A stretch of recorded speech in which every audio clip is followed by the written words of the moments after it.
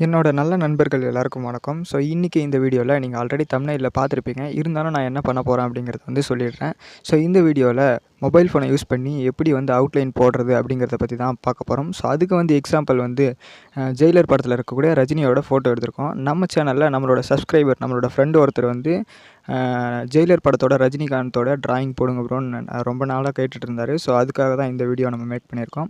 இந்த வீடியோ மூலியமா நீங்க அவுட்லைன் மொபைல் ஃபோன் யூஸ் பண்ணி எப்படி வரையறதுன்ட்டு தெரிஞ்சுக்க போறீங்க. ஸோ, அதுக்கெல்லாம் முன்னாடி நம்மளோட சேனலுக்கு ஃபர்ஸ்ட் டைம் யாரெல்லாம் வந்திருக்கீங்களோ, மறக்காம சப்ஸ்கிரைப் பண்ணிக்கோங்க. பக்கத்துல இருக்கிற பெல் பட்டனை பிரஸ் பண்ணி ஆளுங்கிற ஆப்ஷன் செட் பண்ணி வச்சுக்கோங்க. வாங்க இப்ப வீடியோக்குள்ளார போகலாம்.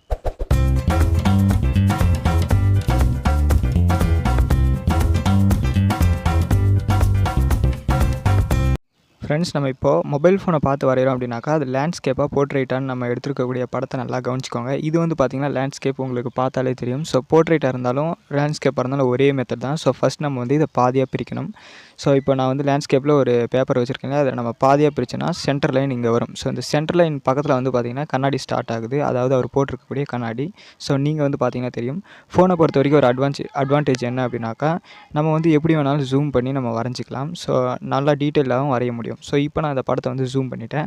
இப்போது அந்த சென்டர் லைனுக்கு இந்த சைடில் இருந்து இந்த இடத்துல கண்ணாடி ஸ்டார்ட் ஆகுது இல்லையா? ஸோ, அதனால் அந்த கண்ணாடியை நான் வரைகிறேன். ஸோ, இந்த மெத்தட் பார்த்திங்கனாக்கா, ஓரளவுக்கு வரைய தெரிஞ்சவங்க நம்ம மொபைல் ஃபோனை பார்த்து டேரெக்டாக வரையலாம். ஸோ, மற்றவங்களுக்கு பார்த்திங்கன்னா கிரிட் மெத்தட்னு ஒன்று இருக்குது. ஸோ, அது லிங்க் கீழே கொடுத்துருக்கேன். போய் செக் பண்ணி பாருங்கள்.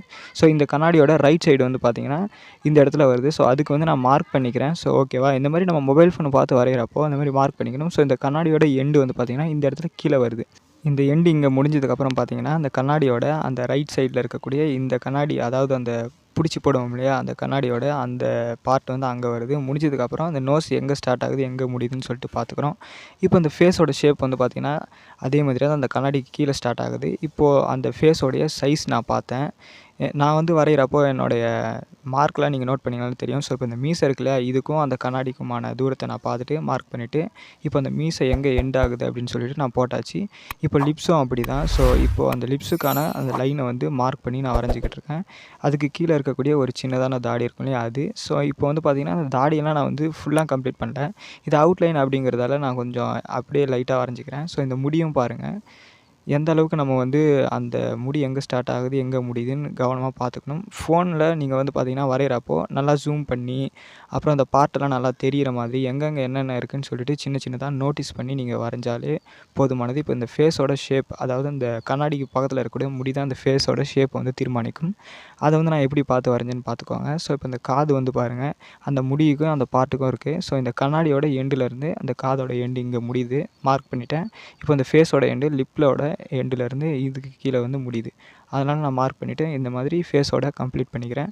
ஸோ, இப்போ இந்த ஷர்ட் எங்கே லைன் ஸ்டார்ட் ஆகுதுன்ட்டு இப்போ மார்க் பண்ணேன். நீங்கள் பார்த்துட்டு தான் இருந்தீங்க. ஸோ, அதே மாதிரி மார்க் பண்ணியாச்சு. மார்க் பண்ணி நம்ம அந்த லைனை போட்டு கம்ப்ளீட் பண்ணுறோம். ஸோ, இப்படி தான் ஒவ்வொரு பார்ட் நம்ம வரைகிறப்பவும் ஒரு பார்ட் நம்ம வரைஞ்சதுக்கப்புறம் இன்னொரு பார்ட் எங்கே ஸ்டார்ட் ஆகுது, அதேமாதிரி அந்த பார்ட் எங்கே முடியுதுன்னு பாருங்கள். நமக்கு ஃபேஸ் ஓரளவுக்கு வந்துடுச்சுனாலே நம்ம மற்றதெல்லாம் எப்படி வேணாலும் மேனேஜ் பண்ணிக்கலாம் ஓரளவுக்கு. இப்போ இந்த ஷர்ட்லாம் பார்த்திங்கன்னா லைன் கொஞ்சம் ஏற்ற இறக்கமாக தான் இருக்கும். நான் போட்டிருக்கிறத பார்த்திங்கனாலே நீங்கள் நல்லா கவனித்து பார்த்திங்கனாலே தெரியும். ஸோ, இப்போ இந்த ஹேர் பார்த்திங்கனாக்கா கீழேருந்து ஸ்டார்ட் ஆகி அது மேலே முடியுது, முடிச்சாச்சு. இந்த மாதிரி நம்ம ஃபோன் யூஸ் பண்ணி வரைகிறப்போ நல்லா தள்ளி தள்ளி, அதான் நான் சொன்ன மாதிரி ஜூம் பண்ணி பார்த்து வரைங்க. இப்போ இந்த லைன்ஸ் கூட நீங்கள் நல்லா கவனமாக பார்த்து போடணும். இது ஷர்ட் தானே அப்படின்னு சொல்லிட்டு ஏனோ தானமாக நம்ம லைன் போட்டோம் அப்படின்னாக்கா அது பார்க்குறதுக்கு நல்லா இருக்காது.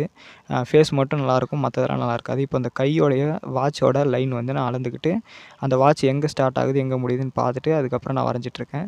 ஸோ, இப்போ பார்த்திங்கனாலே தெரியும், மேலே இருக்கக்கூடிய அந்த ஸ்ட்ரிப்பு, அப்புறம் இந்த வாட்ச், மெயினான அந்த வாட்ச் இருக்கு இல்லையா, அது சின்ன சின்ன டீட்டெயில்ஸ்லாம் நோட் பண்ணி அவுட்லைன் போடுங்க. அதுதான் உங்களோட டிராயிங்க்கு டீட்டெயில் ஆட் பண்ணி நல்லா ரியலிஸ்டிக்காக தரும். அவுட்லைன் நீங்கள் எந்த அளவுக்கு ஒழுங்காக போடுறீங்களோ அதே மாதிரி தான் உங்களோட டிராயிங்கோட ஃபினிஷிங்கும் சூப்பராக இருக்கும். ஸோ, இப்போ இந்த கை பார்த்திங்கன்னா நான் சின்னதாக வரைஞ்சிருக்கேன். பார்த்திங்கனாலும் தெரியும், கேப் விட்டு போகுது. இப்போ நான் அதே மாதிரி அந்த கேப் பார்த்திங்கன்னா அந்த கண்ணாடியோட அந்த இடத்துல இந்த கை ஸ்டார்ட் ஆகுது. ஸோ, அதனால் இப்போ நான் கரெக்டாக வரைஞ்சிருக்கேன். ஓகேங்களா? இப்போ இந்த துப்பாக்கியோட அந்த முனையை கூட பார்த்திங்கன்னா தெரியும், நான் தப்பாக தான் வரைஞ்சிருந்தேன் ஃபஸ்ட்டு. அப்புறம் அழிச்சிட்டு மறுபடியும் கவனமாக பார்த்து வரைஞ்சிக்கிறோம். இப்போ நீங்கள் பார்த்திங்கன்னா அந்த கண்ணாடி கீழே தான் அந்த கண் பார்க்குற இந்த ஒரு துப்பாக்கியோடைய இந்த ஒரு பார்ட் இருக்குது, உங்களுக்கு நல்லா தெரியும். ஸோ, இந்த கண்ணாடி இப்போ லெஃப்ட் சைடில் நான் வரைஞ்சிருக்கக்கூடிய கண்ணாடியும் அந்த கண் பார்க்குற இடமும் ஒரே மாதிரி கரெக்டாக இருக்கான்னு பார்த்து வரைங்க. அதே மாதிரி இந்த துப்பாக்கி இருக்கு இல்லையா, ஸோ அது பாருங்கள் எந்த இடத்துல ஸ்டார்ட் ஆகி எந்த இடத்துல முடியுதுன்னு பாருங்கள். அந்த கட்டை விரலில் ஸ்டார்ட் ஆகி ஸோ இந்த மாதிரி முடிஞ்சிருக்கு. இந்த ஹேர் கிட்ட வந்து இந்த துப்பாக்கியோட என்ன பார்ட்னே தெரில அது வந்து முடிஞ்சிருக்கு. அப்புறம் இந்த குண்டு வரக்கூடிய அந்த எட்ஜு, அப்புறம் கீழே இருக்கக்கூடிய அந்த ஒரு கன்னோடைய அந்த எண்டிங். ஸோ எல்லாத்தையும் முடிச்சுட்டு கீழே வந்து ஒரு கோடு போடுறோம். ஏன் அப்படின்னாக்கா இதில் வந்து ட்ராயிங்கே அவ்வளோதான் சைஸ் இருக்குது. எக்ஸ்ட்ரா இருக்கக்கூடிய லைனை வந்து எரேசர் யூஸ் பண்ணி அழைச்சாச்சு. மேலேயும் இதே மாதிரி வந்து நம்ம அந்த லைன் போட்டுக்கிறோம். ஏன்னா மேலேயும் இந்த படத்தில் வந்து அவ்வளோதான் இருக்குது. நீங்கள் பக்கத்தில் இருக்கக்கூடிய மொபைல் ஃபோனை பார்த்தீங்கன்னா தெரியும்.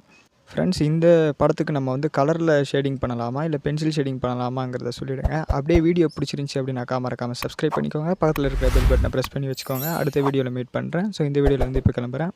பாய்.